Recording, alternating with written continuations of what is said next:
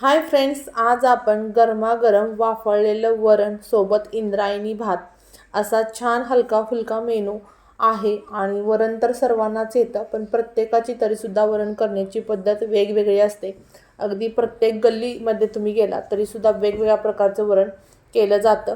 तर अशीच ही खूप स्वीट आणि सिंपल अशी आणि महाराष्ट्राची आन बान शान वरण भाताची रेसिपी करणार आहोत. त्यासाठी कुकरमध्ये मी 1 ग्लास आणि थोडंसं वरती पाणी घेतलेलं आहे. आपण त्या पाण्यामध्ये मीठ टाकायचं आणि आता आपण गॅसवरती कुकर ठेवूयात. त्यानंतर त्यामध्ये हळद घालायची आणि बारीक चिरलेली हिरवी मिरची आणि बारीक एकदम चिरलेलं अर्धा टोमॅटो आहे.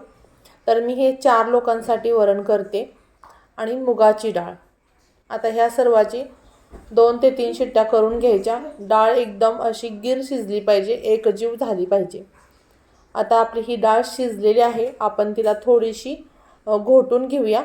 जी रवी असते, आपण ताक बनवतो त्या रवीने आपण डाळ घोटणार आहोत. तर तुम्ही बघू शकता, खूप छान अशी आपली डाळ शिजलेली आहे. टोमॅटो आणि मुगाची डाळ एकजीव झालेली आहे आणि मगच वरण आपलं छान होतं, टेस्टी होतं, दाटसर होतं.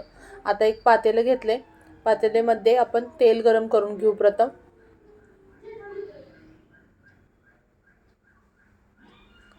2 चमचे तेल घालायचं.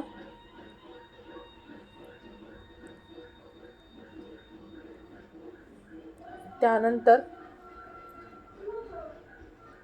खूप सिंपल पद्धतीने आपण हे वरण करतोय. अर्धा चमचा जिरं, अर्धा चमचा मोहरी छान तडतडली पाहिजे. त्यानंतर वरण कढीपत्त्याशिवाय होऊ शकत नाही, तर कढीपत्त्याची ताजी पानं. त्यानंतर लसूण ठेचून घेतलाय. तर बरीच जण लसूण आणि खोबऱ्याचं वाटण सुद्धा त्या वरणामध्ये घालतात. तर प्रत्येकाची करण्याची पद्धत वेगळी असते. तर मला असं सिंपलच वरण जास्त आवडतं. आता लसणाला बघा सोनेरी कलर आलेला आहे. त्यानंतर आपण थोडीशी आणखी हळद घातली.